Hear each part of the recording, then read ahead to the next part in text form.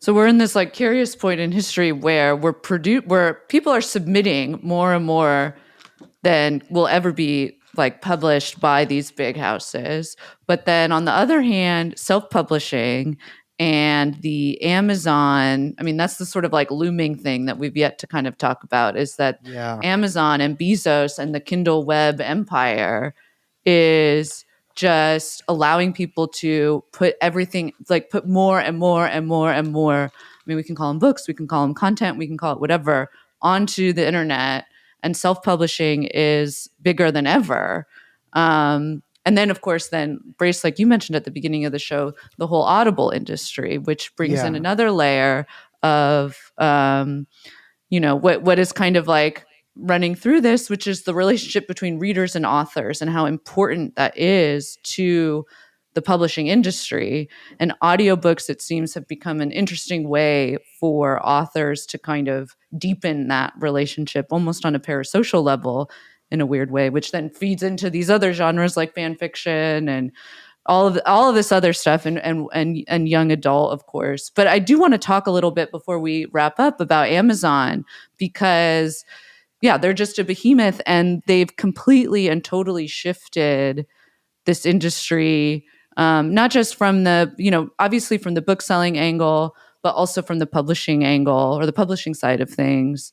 And I think there was a period where everyone at the, whatever the big five or however many it was back then, like kind of like 2007, 2008, like didn't know if, I remember this, like people would be like, well, man, no one's going to read books anymore. It's just going to be like on the internet and it's just Amazon and no one will read books. And that didn't really come true, right? I mean, the big five publishing houses are for now okay and still publishing and still going. But no doubt Amazon has completely changed the way we read and the way we write. And maybe we can talk about what, in some of those ways that's happened. Totally. Yeah. So, I mean, one huge thing is tied to the even bigger kind of environment of what people call Web 2.0, or the kind of user-generated content that started Right. with kind of YouTube and social media. And people who study literacy like talk about how the whole way that literacy operates has changed in the last 20 years, where it's like there's a kind of writing literacy, or people are like, everyone's writing as much or more than they're reading. So like everyone's because everyone's, texting or tweeting or, posting it. Sharing. Yeah, exactly. And the web, since like 2004, the web has increasingly been designed for everyone to be writing and generating content. So everyone's a writer. And this feeds into the kind of explosion of self-publishing and fan fiction and Wattpad stuff.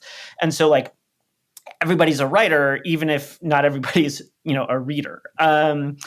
And so you get like a bajillion things on KDP of self-published stuff. And like it operates on kind of like there's a long tail. So like most of that stuff gets read by like the person who wrote it and like maybe their mom.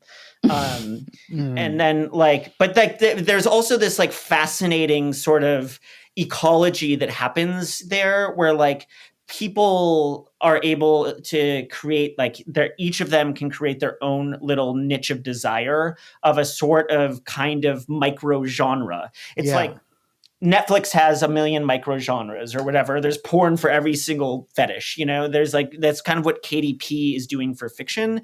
So like if you want, cozy lesbian vampire novels, How did you know? Like you can find it, or like there's a scholar named Mark McGurl who's wrote a whole book about this stuff called Everything and Less, and he has a whole section on adult baby diaper novels. Is that so? Brace is sort of a scholar of the adult baby diaper lover community. Professor, and yet I don't know how familiar you are with the literary output, Brace. I had frankly no idea. Professor, could you expound upon this topic for but a moment?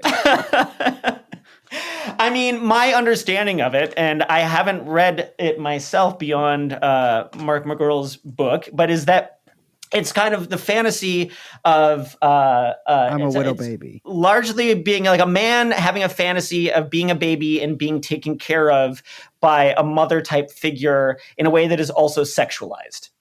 Yeah, it's called having a girlfriend. I don't understand. Jeffrey Epstein. Jeffrey Epstein. Jeffrey Epstein. Jeffrey